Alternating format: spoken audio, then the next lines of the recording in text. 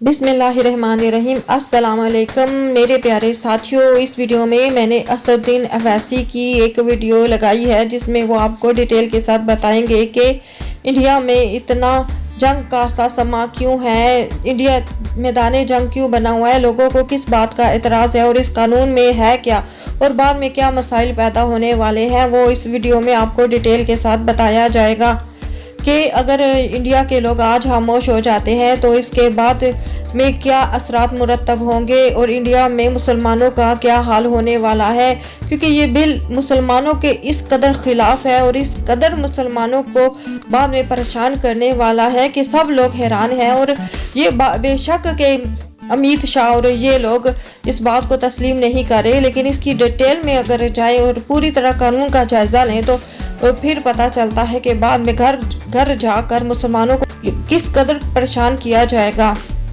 और इसके अलावा मैं आपको बताऊं कि मोदी का जो ताल्लुक आरएसएस की तंजीम से है और उनकी आरएसएस की तंजीम जो काम पूरी दुनिया में कर रही है, वो इससे पहले वो पाकिस्तान को बदनाम करते रहे हैं कि पाकिस्तान इन कामों में मुलव्वस है, जबकि पाकिस्तान में तो बहुत पुरअमन लोग पाए जाते हैं, उनका कोई भी किसी किस्म की पार्टी से ताल्लुक नहीं है। और जो तालिबान हैं उनमें भी जो दहशतगर्द हैं वो इन लोगों ने खुद ही तैयार किए हुए हैं। और ख़ास कर आरएसएस की पार्टी के जो लोग पकड़े गए हैं और जिन लोगों को इस तंजीम ने तैयार किया हुआ है, वो लोग खुद बयान दे रहे हैं कि आरएसएस की पार्टी हमारे अंदर जो भी मुस्लिम मुखालिफ जज्बात हैं उनको उभार कर उनको इस्तेमाल करके हमसे किस तरह के काम लेती रही है। और सिर्फ ये नहीं कि पाकिस्तान में ये लोग दहशतगर्दी करते रहे हैं, आरएसएस की पार्टी सिर्फ पाकिस्तान में दहशतगर्दी नहीं करती बल्कि पूरी दुनिया में दहशतगर्दी कर रही है। और जहाँ कहीं भी मुसलमान हैं उनको परेशान किया जाता है और ऐसी ऐसी कार्रवाइयाँ की जाती हैं, दूसरे मजहब के लोगों को भी निशाना बनाया जाता है और नाम मुसलमानों का लगा दिया जाता है। और ये अब बेनकाब होते जा रहे हैं और इंशाल्लाह वक्त आते आते ये बिल्कुल बेनकाब हो जाएंगे। और जो कब्र इन्होंने पाकिस्तान के लिए खोदी थी और ये इस कब्र में ये अब बिल्कुल गिरने के करीब है इंडिया, वहाँ पर बहुत बुरा हाल है, जितना कि हम जानते हैं उससे भी कहीं ज़्यादा बुरा हाल है। और अब तो वहाँ पर आज़ादी के नारे लगने शुरू हो गए। अब तो यूपी की पुलिस ने इनको कह दिया है मुसलमानों को कि तुम्हारा यहाँ पर कोई जगह नहीं है, तुम जाओ पाकिस्तान में। अब हमें हिंदुस्तान के मुसलमानों के साथ भी उसी तरह हमदर्दी है जिस तरह के मकबूजा कश्मीर के मुसलमानों के साथ। ये है 26 नवंबर 2014 और 5:09 पर इसको डाला गया शाम के। क्या कह रहे हैं इसमें? The NPR is the register of all the usual residents, which includes citizens and non-citizens as well. The NPR is the first step towards creation of NRIC. ये क्या है भाई? मीडिया अलग बात है कि मीडिया सवाल जब करता है तो अमित शाह से डर के नहीं पूछते होंगे, या हम खुला बता रहे हैं आपको, हकीकत बता रहा हूं, ये 3 चीजें आपके सामने रखा हूं। और वजीर दाखिला कहते हैं कि नहीं, अगर मशरिक से सूरज निकलेगा तो वही बोलेगा मगरिब से।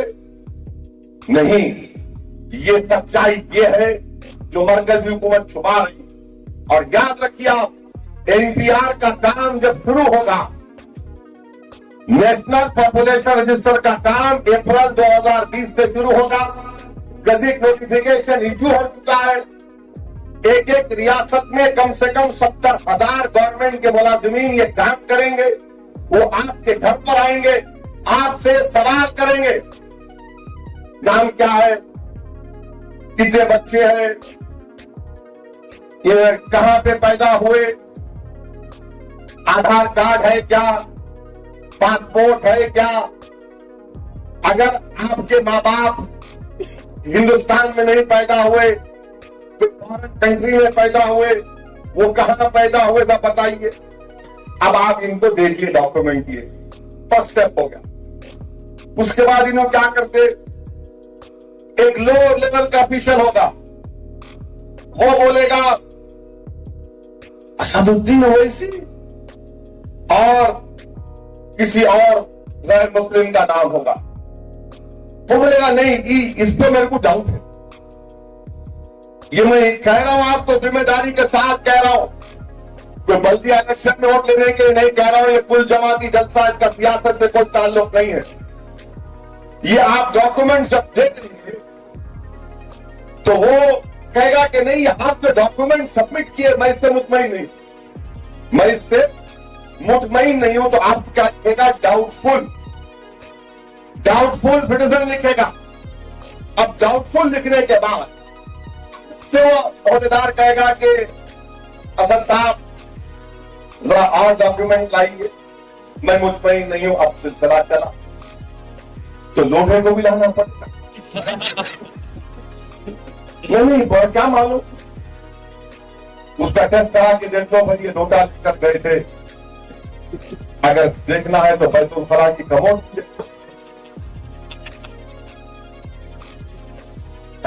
डॉक्यूमेंट आप सबमिट करके उसके बाद वो मुतमईन हो गए, अच्छा है। नहीं हुए तो हम क्या करेंगे भाई? महबूब नगर का वो आपका हाजी साहब, आपका कौन सा वार्ड है?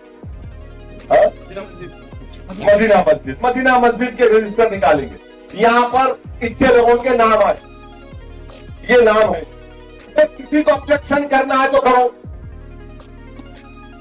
किसी को ऑब्जेक्शन करने के नाम तो आ गया। अगर डाउटफुल निकल भी गया, नहीं ठीक है, मैं मुतमईन हो गया, हाजी तेरा नाम है। अब हाजी का नाम और पूरे मदीना मस्जिद के लोगों का नाम लगा। अब जो बीजेपी के लोग हैं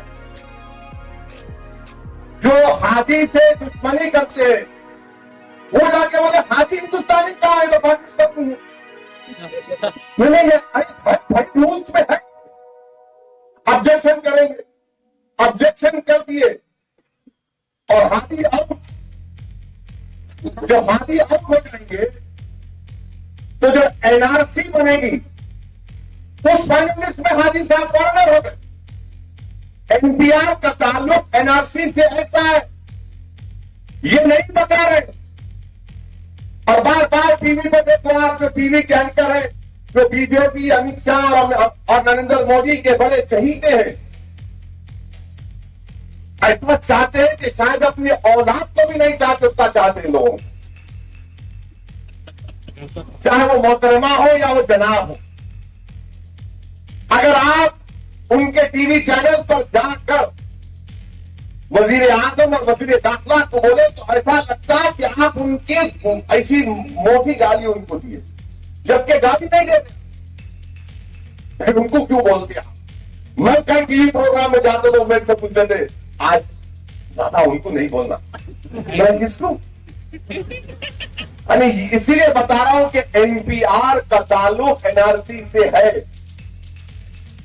इसीलिए हम एनपीआर के खिलाफ है। और आज मरकजी हुकूमत ने नेशनल पॉपुलेशन रजिस्टर के लिए 3,900 करोड़ रुपए मुख्तसर किए, एलोकेट किए।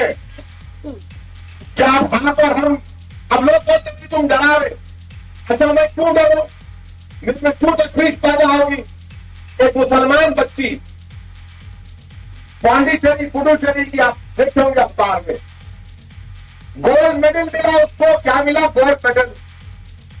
सदर जमहूरिया उसको अवार्ड देने वाले थे, गोल्ड मेडल देने वाले थे, तो वहां की पुलिस उसको रोक दी, ये कहकर के बेटी तुम हिजाब पहनी हुई हो और हमको शक है कि तुम अंदर जाओगी तो सीए के खिलाफ कुछ बोल दोगी। जब एक अच्छी गोल्ड मेडल जीती है, कामयाब हुई है, उसको अंदर जाने दे रहे, तो हम आप पे उम्मीद करेंगे कि एनपीआर जब होगा तो बड़ा नाम दोस्तों में नहीं करा जाता।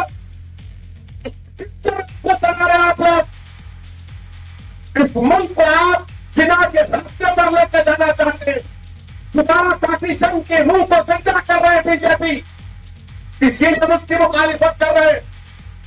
ये रूल्स है।